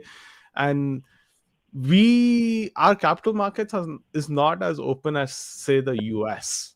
And any regulation that government has to introduce within the capital markets has to take into account for that foreigner factor, right? No, I understand that. So that's And internal and security, external security. I understand. yeah, and the government does this with strategic sectors all the time. So, for example, GMO, some of the most complex regulations that you can ever find in anywhere in the planet, right? And that complex regulation only exists for one player, Monsanto. Like, just to carve them out, not to incentivize them to be in the market, but just to carve them out. So it's Shastri, I have just only one statement to make on this. Okay. Today, the road just on outside my apartment is broken. Okay. Even if I go and try to fix that road by my own money, the government officer will say I am disturbing peace in the area and put me in jail for 6 months. That is government for you. That is the problem. Yes. Correct? the Yeah, only that is absolutely true. the only fix for that is actually judiciary. It shouldn't take like 10 years and it getting appealed up to the Supreme Court for the road to get fixed. Unfortunately, that is the answer to all your questions. Like, you fix the judiciary, you at least make it timely, right? You don't have to fix any other issue. Just make it work in time, right? Like, that itself will fix like 50% of all problems in India. But it will not get fixed because, correct, the people who actually hold power, they create systems to actually consolidate power within their own Yes. Gatekeepers. circle of No, I mean, again, gatekeepers, and it will be like this. no, So you see, again, they can do you, that because there's a hmm, dysfunctional judiciary, right? So, hmm, hmm, so all see, everybody in India knows the judiciary is a scam. It takes too long for anything to get done. hmm. When it takes too long to decide on a course of punishment, then you pretty much get away with everything between when the case was filed to when the punishment was given to you. So th- it's like I said, just make the judiciary work in a timely manner. You'd fix 50% of all issues in India. I'm being optimistic by saying 50%, right, but it will fix all these like governance issues that you see. Corruption and all this, you have to look at it from a different you have to tackle it differently, but definitely governance will improve if the judiciary is timely. Okay, so we will take this last question today, and then we'll close it off. So when you are saying, Don't even discuss what happened with Dinesh D'Souza. yeah, go ahead. You can discuss this. Actually, I forgot about. He's a minor player. So Like, he's not a minor player. He's a major player. So, for example, a lot of American politics is revolves around these few people, few Indians in the public sphere, right? And the way they frame policy. Like, you have this Dinesh D'Souza, you have Ro Khanna, you have what's the other guy I forgot his name. Satyanand Dume, Sadanand Dume, sorry. Sadanand Dume, Right? yeah. Ashley Tellis, right? So if you notice, a lot of the diaspora issues are basically run by a handful of cadre that have built a lot of political influence in either left or the right? And they've become like the so-called like even Indian news channels. But do they consider themselves Indians? Because that's why I said they are minor players, because they have actually like forgo their Indian identity. They are now American, like as American want to be. That's exactly why I mentioned D'Souza, right? The calculus, the logical calculus that they made was that, see, I abandon my culture, I'll abandon my religion, I'll abandon my identity, I will become Western. And somehow, because I've abandoned all these things, the Westerner will accept me. This is fundamentally the premise of most people of the NRI community in the West. Not in the East, in the West, right? No, I'm not saying all. I know Shastri will shout at me, but I'm saying a lot of the peddlers of influence have made this gamble, right? And when they pander on issues, they pander based on this identity. That I have abandoned my identity. I use it on occasion when I talk about India, but in essence, I've abandoned my identity. I'm basically American.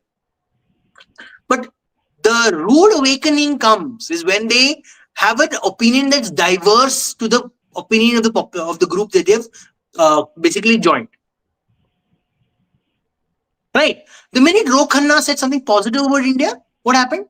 He was targeted by the Democratic Socialists, saying he's a upper caste, blah blah blah blah. Right? Doesn't matter how much he pandered. Oh, my father what fought with Gandhi during the freedom struggle, nonsense, all that bullshit. He pandered in the beginning, but doesn't matter. The minute he even little bit thoda sa went against their community, he got attacked. Same with Dinesh D'Souza. The minute he's like 24/7, he's like Christianity is this, caste is that, Hindus are this and that, and I'm an Indian, but I'm a Christian, but I'm a American, blah blah blah. All the let me pander. The minute he spoke up even a little bit against what the community wanted, Indian, go home, brown man, you may be Christian, but you're not us. White people are superior. You are Like not this, whack. this is good. This is literally what the experience of most of the panderers is. So my point is the Indian diaspora needs to learn. And this is interesting. The Indian diaspora that does not pander in places like Mauritius, places like Southeast Asia, they have more political influence than these guys do. Have you noticed? They're more political influence. Like they literally can get, like if you go to the places Singapore, you have 2-3 festivals that you can celebrate with no worries. No one will say, oh, you're destroying our culture. The concept is not there. But the minute Diwali was celebrated in the White House, so much hate, vitriolic hate, right? Even and someone defends, oh, it's allowed. So much vitriolic. You're a brown man, go home. So my point is that you must understand, pandering does not benefit you. The Indian diaspora needs to learn. The stronger and more outspoken you are about your community, and unashamed you are, the more political power you will gain. That's the reality. They need to learn from Aussies, Aussie Hindus. They're one of the most unashamed Hindus that you can ever find. They don't take kindly to pandering either. But yeah, I do want to pick on Abhay a little bit. Is that India's judiciary also protects its freedom of expression, but it takes a bloody long time to do it. And that's where all the oppression comes from. It's the length of time, right? It's not the quality of judgment, right? Like you can get judgments right, you can get judgments wrong, you can dispute judgments all day, left, right, and center, right? But what is complete? I am going to push back. See, justice delayed is justice denied is an Indian judiciary statement, correct? Yes. If that is the premise of judiciary itself, then how the quality of quality of judgment matters at all? That's my point entirely, right? It doesn't matter because it takes atrociously too long for any judgment to happen, right? And all bad behavior in India can be attributed to just this one thing, is that it takes too long for the judiciary to decide on anything, right? And there's a lot of what you might call harkate that happens around just the judiciary. No, more power to local governments is not helpful. See, this is what I mean. Like socialists come up with really bad solutions, whereas the root of the problem is just the judiciary not doing its job in time. It's as simple as that. All governance issues can be solved if the judiciary does its job in time, right? It should not take 3. Like, let me give you a simple example, right? I filed petitions for my parents. I pay for lawyers, they do it for me. But if a road is broken in front of my parents' house, right, because of rains, the municipal corporation is supposed to fix it within the month, right? Otherwise you can sue them. Now you go file at the district court. The next date for that kind of filing is 2 years away. That means you have to wait 2 monsoons to resolve the issue that started 2 monsoons ago. Right? You see Yeah. how nonsensical it is, Yeah, that's true. and you see how No, but any you have governance to can even. look at. How can any governance happen I mean, because the issue is, the court will then issue a late order, then the government has to respond to that late order, then this nonsense keeps on going, and nothing happens because the judiciary just takes too long to even decide on basic things. No, but that at some point, I think one additional addendum to what you're saying is not just about the just a delayed thing. It's also because the way they structured the concept of judiciary in India, they structured that everything can go to Supreme Court. Everything can go up to the Supreme Court, which is a very stupid concept. Why does the road fixing in my area colony have to go up to Supreme Court? Why does the fact that I don't get compensation from the local government for some statement have to go up to the Supreme Court? I mean, this is I think Chanchud was one of the best justice SGs we've had, but his statement that everything should be allowed to go up to the highest court of the land is nonsensical. Some divorce fight, some two people are fighting on a divorce. Why should they be allowed to be able to go up to the Supreme Court? Some local civic council said I have to break down this illegal structure. Why should they be allowed to go up to the Supreme Court? I mean, this is ridiculous. I openly think the judiciary has screw loose when they make statements. I'm sorry, that is not justice. You're what you're doing is you're the other person who's basically filing the case. So, for example, imagine a case I'm filing against someone, and the court goes against me, and I say, "Oh, I have a right to take it out of the Supreme Court." You're not doing justice to me. You're doing injustice to the other guy because he's got a clear verdict from a court, and you're making him go through multiple hoops to get to the Supreme Court. Like, I will keep pushing it because I want to keep wasting that guy's money, and ultimately I benefit because at some point I'll go to Supreme Court. Even if I lose some money, ultimately there's a chance I will benefit. So this is not justice. This is basically making the other person go through lots of hoops, putting him through difficulty, wasting money that he didn't have to waste on.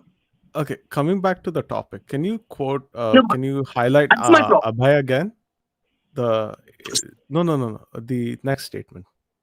Okay. The Yeah. Indo-American We're one. going too much into Okay, the judiciary. Indo-American one. Yeah. Okay. Yeah.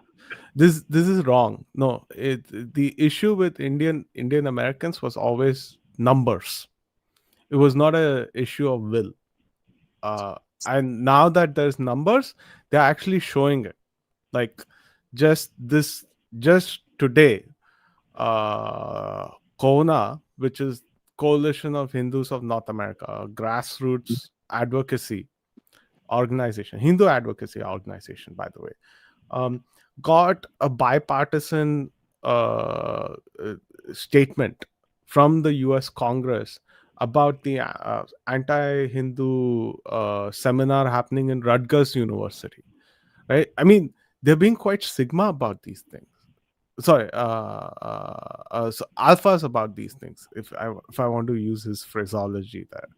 So this is quite a wrong statement. It was always a matter of numbers. Now, you can extend that criticism to Indian diasporas in other countries, like say the UK, where they're also becoming more politically active over there, or Canada, where our politicians definitely lack a spine. But I don't think it's correct for when you say that with regards to Indian Americans. Sure, there's lots left to be desired, but they're very, very, very active. They're very, very assertive as well. No, but I think he's talking about Indian Americans in general, not specifically certain organizations. So in general, he's talking about not I mean, see, they support the organization quite enthusiastically, right? So there's also they're also starting their own organizations, and they're also starting their own student groups, right? So see, it's not just that's happening now. It started I'd say a decade ago already. It started a decade ago. Maybe. So But it's that not, it didn't work the way, it's not working the way it's working. I'll give you that, right now, the activism is quite strong. I've seen the amount of work that's going in right now is significant. But you have to admit that it has taken a long time to ramp up. Like they realizing only now suddenly, oh my God, we're in a difficult situation. no, it's numbers. It's primarily numbers, right? Like I think they we had a lot of numbers, even in, like in 2000 when I was in the US, right? There were no, quite it a few was Indians it in the so US. the thing is like it was spread all over the country, right? But now there is like significant concentrations in several places. So you're seeing it in state government levels. That's what I mean to say, right? Like we look at what's happening at the federal level, we know what's happening at state levels. There's a lot of activism that goes at the state level, and you're seeing it where there are numbers primarily. So Sure, sure. it's always a Okay. numbers No, thing. but you have to admit one thing. Like we have not had the kind of unilateral or like it's like one person standing up saying, "I will not tolerate this shit anymore." Like we've never had that kind of moment in the US from Indian Americans. Like you will not you not a single Indian American said, "I will not tolerate this shit anymore. Do what you want." Like that bravery is they wait for numbers, then they work. I give you that. But there's never been that one Indian American saying, "I will not tolerate this shit," and fighting I back. That's not been I there. mean You it's admit. also like I mean it's also like the nature of the diaspora as well, right? Like we are not like I'll put it this way. When you talk about the Hindu diaspora, you're not talking about people from one country alone. They're multiple. They come from multiple countries, right? I get They have multiple backgrounds. Some are several generations old. This that. Just stitching a coalition of all of them together itself takes quite some time. Then you had the issue of numbers, right? Um, SB 403 in California, they successfully defeated. That was really good lobbying there. And it wasn't even a lot of panicking going on. But I think I give you a counter example. Georgia. Georgia is my best counter example for anything you have to throw. Georgia, I Ohio, don't, New I don't think Jersey. Huh? I don't think there's a debate. There's not like a this versus that. I think just Abhay's general. I see where he's coming from. Is that while you're right that they're defeating many of these things, that the anti-Indian sentiment is rising slowly, and if you don't act now, it's going to only get worse for them. See, in the history of America, this has always been true. Every new guy gets hated on even more intensely than the That's, older guy, right? that is So, true. and it's not new. We are just the newest kid on the block. Right? It's From so, Japan, huh? from Japanese to Polish to Italians, Italians. Irish, Italians, Yeah, Koreans. Koreans. it's not new. Actually, we should be more prepared for it. So, right? Yes. So that's my mind frame here, and people here understand that very keenly. But So do yeah, all Indians understand that? I mean, certain people in the ecosystem that we have maybe part of understand it. But do the common Indian who's not so clued into politics understands this? I don't think so. I mean, see, it's a question of newness as well, right? Like it's a fairly young and growing diaspora, Even and as a, like a lot of people are first generation, or the second generation is still too young, right? And then size brings its own challenges as well, right? So it's like all of a sudden you're seeing like, oh, never thought that something like this would happen in the US. Now I have to think about it. So it's not as easy or simplistic as say Abhay puts it, right? So or anybody else puts it. It's like it's a new environment. You don't know what's going on. You don't know how to navigate things, and you're just slowly trying to figure things out, right? And on top of it, you're the folks that are coming in, they are also pretty fresh. So it's like there's there's a lot of work to do, and it's not easy work. Got it. Okay. So the last question for today, before we say bye to everyone, is as a diaspora individual, Oh, thank you for Munshi your is. support, Abhay. Sorry. We all love each other.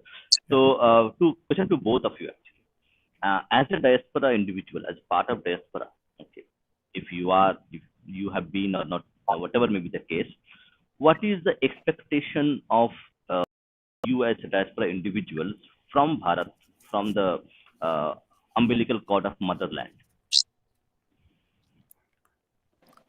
Are you saying like what Indians expect of the No, no, no. Hindu? I am saying what diaspora, because this program is about diaspora Hindus itself. Oh, So okay. what they are expecting, what they feel about Bharat in general, okay, as a Punya Bhumi, Karma Bhumi, Matri Bhumi, or what? I mean, I'd say care, right? There's a genuine lack of care of Hindu kshetras in India, right? Or even of Hindu traditions in India, like especially from the state, Yeah. right?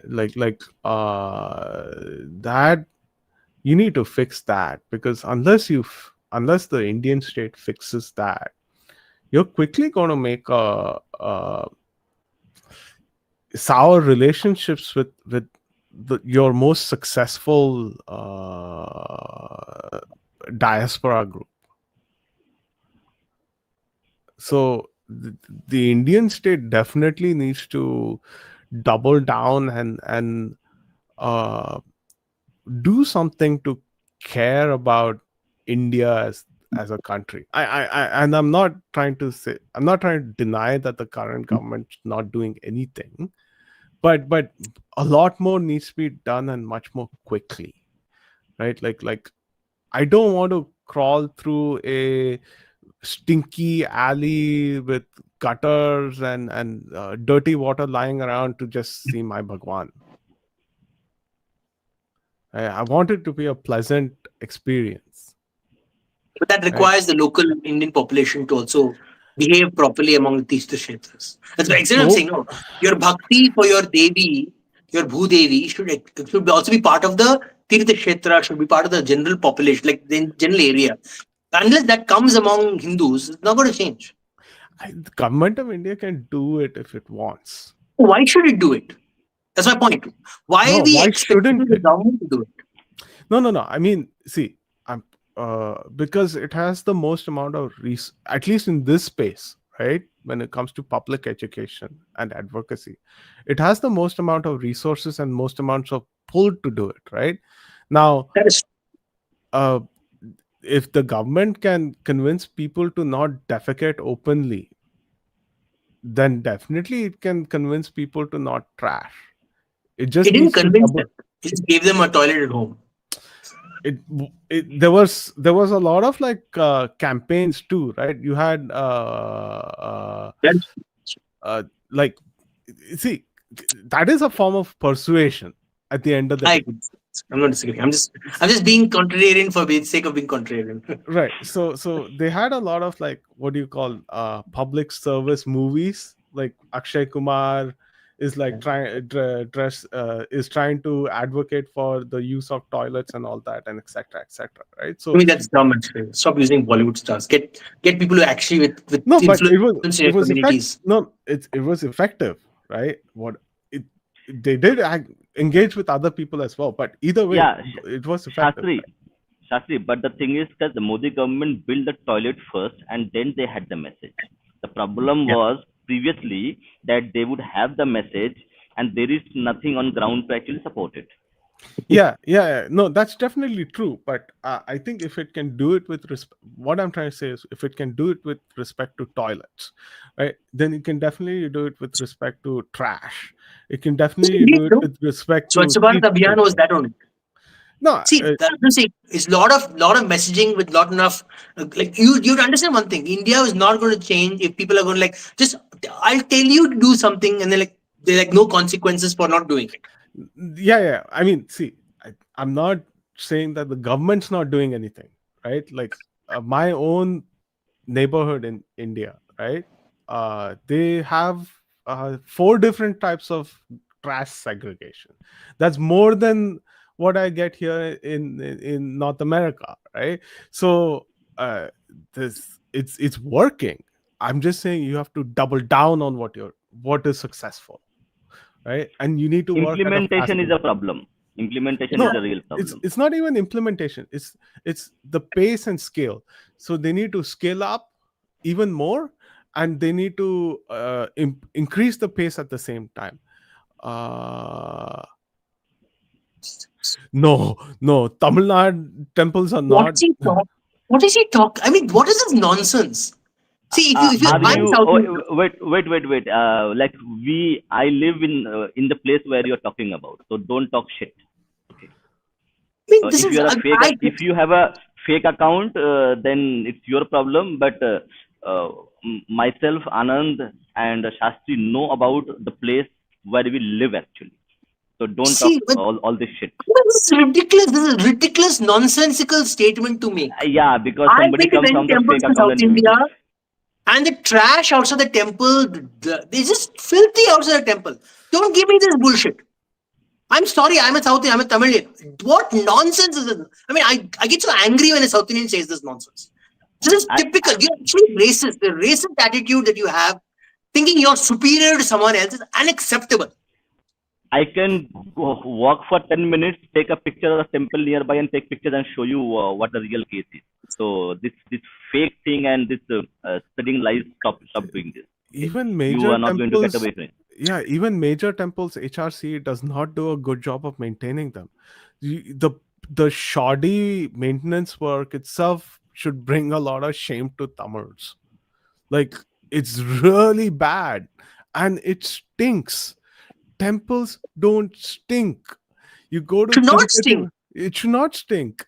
You go to Tirupati Balaji, it does not stink. You go to any temple in Andhra Pradesh, it does not stink. In Tamil Nadu, there is a distinctive smell of piss in all temples. You cannot go in a corner in a corridor in a Tamil Nadu temple. It's unbearable. What the hell are you even talking about? We went. I recently went to south of Chennai. There's a Varaswamy temple. We were driving to that place. There's filth everywhere around. Trash. What nonsense. Inside the temple is clean because the pujari is keeping it clean. But the area around, when it's the duty of the government to keep clean, they don't bother it at all. And don't give a shot. This gutka nonsense that is propagated. You know what gutka is used in South India? I think this framing that only North Indians is gutka. What nonsense. And go to any temple in Kanchipuram. It looks like a bloody war zone, right? With all the murtis disassembled everywhere. Like you're a pilgrim. You have to walk, go between those disassembled murtis, and those really horrible. And you have to stare at those really horrible plaster of Paris restoration. It's such an eyesore. And you're saying the government of Tamil Nadu does a great job because it's socially. Who are you bullshitting, man? I we're getting distracted. I wanted to make a different Okay. point.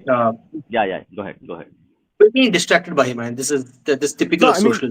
but this is what the diaspora sees, Yeah. right? I mean, like he's kept us in point because me as a diaspora, I'm expressing my frustration about this, right?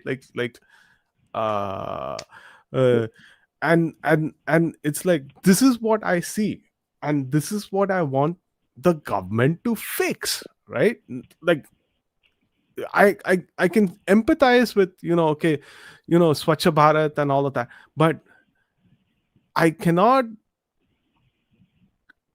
I simply cannot come to any form of empathy or sympathy for the government when it comes to Hindu temples. There's nothing, especially in Tamil Nadu. I'm sorry. The conditions of temples in Tamil Nadu is absolutely pathetic. Take Karnataka. I've gone some of the temples in Karnataka. I mean, it's just they take money off from the temple. That's all. The region place around it is not very well maintained.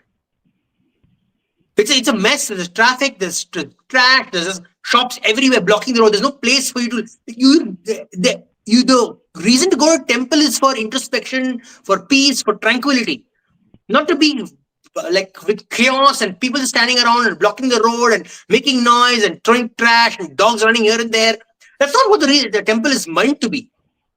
Yeah, it is Kshetra, right? For you to go and for you to go and be interested. There's something specific for the temple. It's not money making enterprise. You make money somewhere else, but not the way you do it is important. Like take Meenakshi Amman Koil, right? So there's a big tank in the middle of Meenakshi Amman Koil. They put a whole steel fencing around it because they don't want to bother cleaning the tank, which is filled with algae. Yeah, it's so green. Like, and we have tons of tourists who come there and watch this. We have there was one video of an old ancient temple in Karnataka that is not maintained. Some young boys went and cleaned up all the algae, they cleaned up the sides, everything. They did the work. As Hindus themselves, they went and did all the work and they restored it where they could use the tank. You could use the tank in the temple. The government is not doing anything with the money it's taking. Yeah, I don't accept the argument that so you have so much valued like heritage in South India, and you don't even tell me one pilgrimage circuit that is there in South India that any of the governments have organized. Proper tourist pilgrimage circuit where you have everything is neatly organized. There's no trash on the route. Whatever you take, the food that you're getting. I went to Hampi. Just outside the Hampi area, it's full. People just put wherever they want everything, and they're throwing trash everywhere. Just outside the area where the Hampi's monuments are. This is called maintenance of your tourist places, and you have the gall to go around talking about North India. First, you fix your problems, then you talk about any other place. And you have the gall to tell us the positives of socialism after this. We have a genius among us. Krishna Janmabhoomi. Why was Krishna Janmabhoomi kept like a slum? Because of socialists. Who is the socialist of the north? The SP. Who was controlling that region for so very long? Who was one going on saying, I'm a Yadav, Krishna Janmabhoomi is my area? Socialist. Samajwadi Party. You're no concept. Like, I don't understand these people. The reason why any South Indian regions are clean, some temples are clean is because they're capitalistic temples. They're not socialistic temples. They take the money and they use it for their temple, for the temple property. Socialism ruins because the socialist has no incentive to clean the place up. No. Okay, so final comment from both of you. Yeah, I lost my comments. No, even I lost my mind because they think that he will make a statement, and fortunately we live in that place. Okay, so you cannot get away with your shitty comments. The last statement is hilarious. I had to go to the slum to get the Krishna Janmabhoomi. Yes, sir. Who are the people who basically maintained that place so long? The Socialistic Party. Why are Bihar's temple circuit not maintained so long? Again, the socialists were running that bloody place for so long. Like no self-awareness that socialists have ruined all your Tirtha Kshetras in the north. And if the capitalists were coming and saying, let us rejuvenate the temple, let us provide the people with jobs in that area, let us make it formalized, let them be goals that they can achieve in making the place a good place. Like, I mean, the self-awareness, the lack of self-awareness is ridiculous. And I'm not going to respond anymore because I can go on forever. Okay, so last comments from I think we will have these discussions on a regular basis, maybe twice a week, once or maybe a month. To actually take a stock of the Hindu diaspora, how things are going, and we'll also have other things coming up. So, before we close. I forgot to tell what is the Southeast Asian diaspora expecting of India. We forgot about that bit because they expect quite a bit. So I think it's a long discussion. So, but you can say. I will give a short. It's not very much. They don't require much. They require India to extend their Act East policy. It is very important. We need to provide more methods for them for tourism to India. Both Buddhists and Hindus want to have more tourism to India. They want easy access to tourist areas. Where, like, it is very related to what Shastri was saying. Easy access, cleanliness, resources, hotels, all the stuff will be required. The first thing. Second thing, they require that people who travel, the Indians who travel to Southeast Asia, need to integrate with the local culture. So, for example, when you go there and maybe you're in Thailand, do not litter. Like, for example, same thing, the same concept. Don't litter. Don't follow the customs, local customs. Integrate more.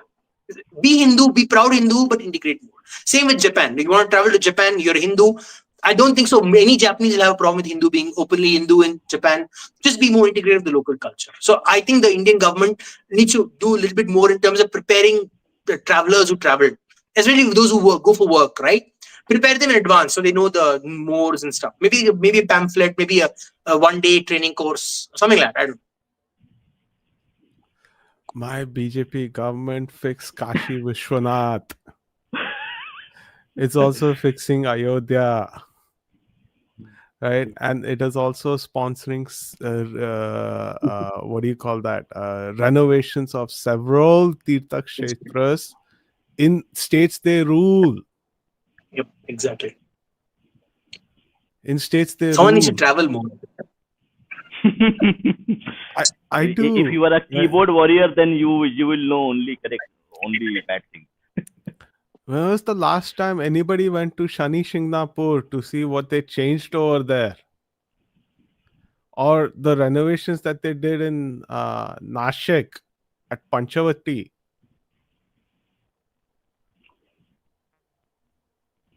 Okay, so my final comment. Okay, Munshi's primary thesis is that you need to fix the judiciary, and that will fix a lot of auxiliary and core problems that we have today in Bharat. My observation is that you need to amend the constitution, remove the word socialist from the constitution, and purge all socialist acts, policies in accordance with removing the word socialist in nature of the Indian constitution and Indian state, and that should fix 90% of the problems. Yes. And Padmanabha Swami temple is not run by the government. It's owned by a private entity. So is Kochi Devasam. And even Vadakanatha temple. Which is hilarious. Even Guruvayur is run by a private entity. Man, do some research. You're a bad keyboard warrior. You should training. Nicholas, please. In the communist stage, he runs everything. Obviously, everyone is yes, communist sir, yes, sir, communist sir. Heil the You are a bad keyboard warrior. Actually, you need to do better research. We do better research than you. The one temple which is not run by the government, he misses that. Which is run by the government, he misses that. Which is the Ayyappa Mandir temple. So that's why he's a bad keyboard warrior. Okay, he's making a mockery of himself. He will not get his bonus today. I mean, the understanding that most Hindu institutions, like most in history, right, all successful run Hindu institutions are technically private banks. The community invests in the bank gives you results, and people keep going to that place. Fundamentally, a capitalistic concept. When you're given results of the investment that you put into that community, you keep going more and more. Why is Tirupati Devasthanan so successful? Because they keep giving results and then people reward by going more. That's fundamentally a capitalistic concept. Socialism is like, we will give no matter whether you achieve your goal or not. Yeah, by the way. Literally, that's what socialism is. Yeah. By the way, the reason why Ayyappa Mandir is run so well is because the bhaktas, the devotees, are really, really, really particular. They will screw the communist government up if anything goes wrong with their pilgrimage. And they do.